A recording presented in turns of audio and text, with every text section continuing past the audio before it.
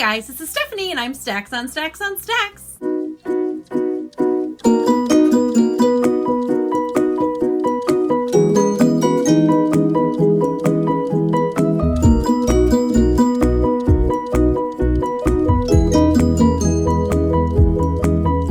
Today I'm coming to you guys with my most surprising reads of 2019. I'm excited about this one. So basically these are all books that I thought were going to be here, and they were here, or even here, which is fantastic. I'm not really talking about any of the books that are going to be on my best of reads. I can link that video down below and you can check that out. But these were just books that I wasn't expecting to like as much as I did. I do have a top 5 to talk about, but I have 4 honorable mentions to talk about first. First one I'm going to be talking about is We're Going to Need More Wine, which is Gabrielle Union's autobiography.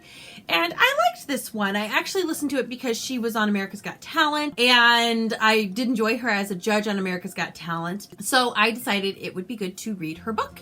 And I did enjoy it. I don't know exactly what I was expecting from this book, but it was very much getting to know her as a person, less about her career and her career moves and stuff like that. And I liked that. I thought it was fun. I thought it was a good way to get to know her. She's very intelligent. She's very strong. She doesn't shy away from hard issues, and she addresses them very head on and was basically informing me of matters I did not know anything of. So I did enjoy this book. I learned a lot from it, and I thought it was a great read. I also was surprised to say I liked Sorry I'm Late, I Didn't Want to Come.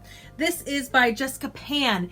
This I had never even heard of before. And this was given to me for Christmas, and I just ended up loving it. Like, I knew nothing about it, was not on my radar. And then I read it and I was like, really? I got it. We were at the restaurant and I started to read it. I kept reading it. And on the car ride back home, I was reading it some more. And then that night I was reading it some more. I think we went to a movie that day and I was sitting in the movie theater, waiting for the movie to start, reading the book. And then next thing I know, I'm like a third of the way through the book. It was really, really great. Basically, this is a nonfiction book. I know, guys. And in it, this girl is an introvert, and not just an introvert, but a shy introvert, and which she calls a shintrovert. And she is from Texas, and she married a British man, so now they live in England. And she basically realizes that she's like 29 years old, and all of her friends have left her. They have moved away. They have moved on. They do not live there anymore. And she's a 29-year-old shy introvert with no friends. So she decides she's going to do something about that, and she's going to extrovert for a year. And it is a writing of her successes and her failures, of not changing who she is, but pushing herself to be a better version of herself, and doing things like joining an improv class or doing stand-up comedy, which I do not think I could do, and other things that really challenged her and did better her. Now she's like, at the end of this, am I still a shy introvert? Yes, I am. But I have learned the art of conversation. So I can push past that and I can talk to people if and when I want to. And I really enjoyed this. Wasn't expecting to. Really enjoyed this. Next on my list is Ella Enchanted by Gail Carson Levine. And this is such a cute book. I read it this year for the first time, and I feel like people on BookTube talk about this book and they're like, it was my favorite book when I was a kid. And I've never heard of it before. I mean, I've heard of the movie, but I didn't even know it was a book until I got onto BookTube and I started hearing about it. And I loved this. Like, I thought I was going to like it. Like, oh, it'll be good, for a kid. No, it was good for a book. It was quite good. It's much better than the movie. The movie's fun and good, but this just has so much more depth. It makes more sense. There's some things in the movie you're like, why would that happen this way? And it makes way more sense in the book, and I loved it. I thought it was a great story, a fun tale. Basically, it's about a girl whose name is Ella, who is blessed at birth with the gift of obedience, meaning that she has to do what you say. You can say, Ella, bring that book to me. You don't have to say please. Now, she has to go get that book because you told her to go get that book. Now, she could get you that book and kick it over with her feet, or she could take a day and a half to go get the book. She can do what she wants because you didn't specify. But if you said, Ella, run over, bring that book to me right now, she will have to run over and bring that book to you right now. So what was considered a blessing at birth is really kind of a curse, because all this obedience means she has to do what everybody says all the time. And what if somebody who's kind of a bad person figures this out and makes her do bad things? Yeah. It was a great book. It was fun and it was uplifting, and I loved it. And my last honorable mention is Ancient Magus Bride. This is actually the second volume because I'm too lazy to go get the first volume. It's up on the top shelf and I need a ladder for that. I was expecting to like this or at least find it interesting. I think I saw it on April Sarah's channel and I didn't just like it. I loved it. I thought this was fantastic. I was like, this is amazing.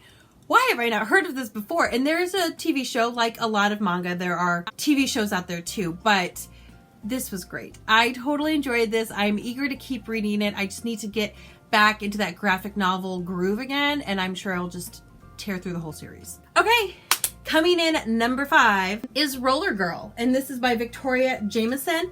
I loved this. I read this during the Get Graphic With It readathon. I just thought it was a cute little graphic novel about roller derby. Like you can see the art. I just thought it was going to be some cute little thing. And it actually was a coming of age story done so well. Like a lot of coming of age stories I personally don't like. And maybe it's because I'm 38 years old. Maybe that's why I look at these coming of age stories and I'm like, gah, because that's not how I came of age and that didn't happen to me and I don't find it relatable. No, I loved this one. This one was so well told and with pictures and with words and with roller derby. And I just loved it. I loved everything about it. It completely took me by surprise. And I did want to read it again after I read it. I was expecting this to be like a 3-star book. And I think it was at least like a 4.2. I loved it. Coming in at number 4, we have The Burning Sky by Sherry Thomas. This is one that Serenity Dawn bought for me when we had our hangout down in Texas, and I loved this. I had no idea what it was about. No idea. I couldn't have told you. I just know she got it for me, and I was kind of interested in the airport, and so I picked it up, and then I had half of it read. I just loved it. Basically, in this one, we have this fantasy world where elemental mages are the ones with the control, and there's a gal who's like, I am the strongest elemental mage there is, and then she finds out that her throne's actually going to be threatened, and so she starts seeking out this 16-year-old girl that's going to threaten all of her power.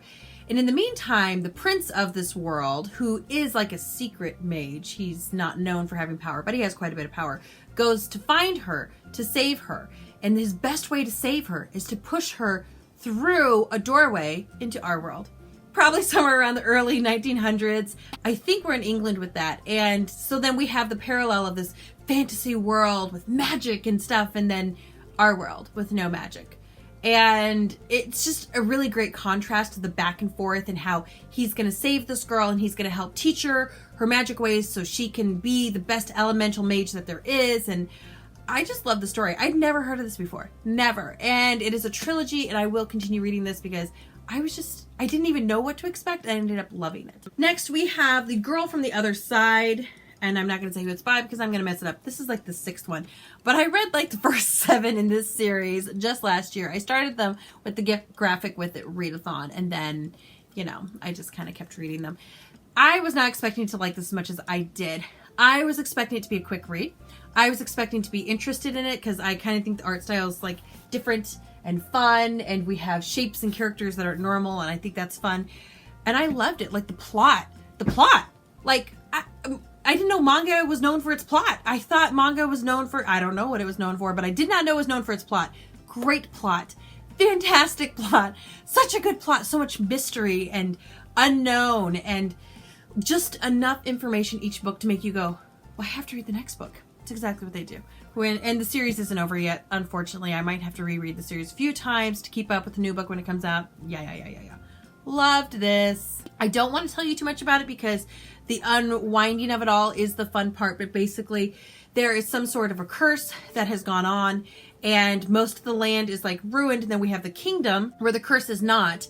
And this girl is from the kingdom, yet she's living in this cursed land. And we don't know by the first book much else outside of she's living in a land that is cursed. It is not safe for her, but it's safer for her there than in the kingdom.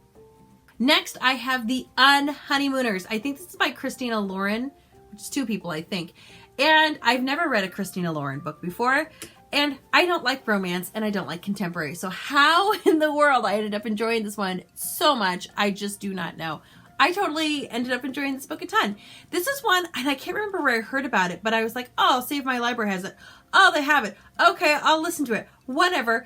And I forget what I was doing when I started listening to this, but I was just like, wait a second, this is actually really fun. So basically, in this book, we follow a girl and her identical twin sister is getting married. Her identical twin sister has all the luck in the world. She always wins contests and stuff like that, and she has won this incredible honeymoon. And our main character is super happy for her sister that she is such a winner, even though she kind of feels like she's the lesser twin. Well, an unlucky thing happens, and at the reception, everybody who ate the seafood buffet gets sick. The only two people who didn't eat from the seafood buffet are our main character, because she can't eat seafood, and the best man, who is the best friend of the groom, and who knew it, they can't stand each other. So her sister pleads with her and says, please go on this honeymoon. It'll be incredible. It'll be fun. Somebody should go on it because it's free. So she's like, okay, fine, I'll go on it. And then finds out she's going out with him, and she's like, I don't want to do this. Okay, we can make it work for a few days in paradise, right? Right. And that's the premise of the book. It sounds pretty fun. It is pretty fun. I like some of the tropes that they have in this. I like the enemy to lover trope. I do. I like the living in disguise under somebody else's name thing. I think that's fun too. This just had a really good mixture of things I did like, so I ended up really enjoying the book. The ending to me was just a little bit okay, but as a whole, I enjoyed this book way more than I thought I was going to. It was a really fun ride. And the last book that I'm going to be talking about for the most surprising actually isn't a book, it's an author, and that would be Jen Wang. I just happen to have this one. I haven't quite returned it yet to my library. This is IRL, in real life, and she does graphic novels. My library had 3 of her graphic novels, so I read all 3 graphic novels, and they were great. I was expecting them each to be pretty good, and they were super good. I like this author. I think I like her art style. I think I like her storytelling abilities. I like how she can take something that is silly and unimportant, like an online role-playing game, and bring an angle of importance and something that is worth talking about and worth reading and worth listening to. And I really enjoyed that. And whatever she comes out in the future, I will be reading. I like her as an author. Super big surprise. Super glad I found her. And that is about it. These are the books that I read in 2019 that surprised me, that I was expecting, and I got, yeah. So if you can think of any books that surprised you in 2019, I would love to hear them down below, or feel free to comment about any of the books that I have talked about today. Maybe you were expecting, and you got, with them, or maybe you as well enjoyed them as much as I did. Feel free to leave your comments down below. Feel free to like, subscribe. I'll be back with more 2019 wrap-up videos very, very soon. Bye!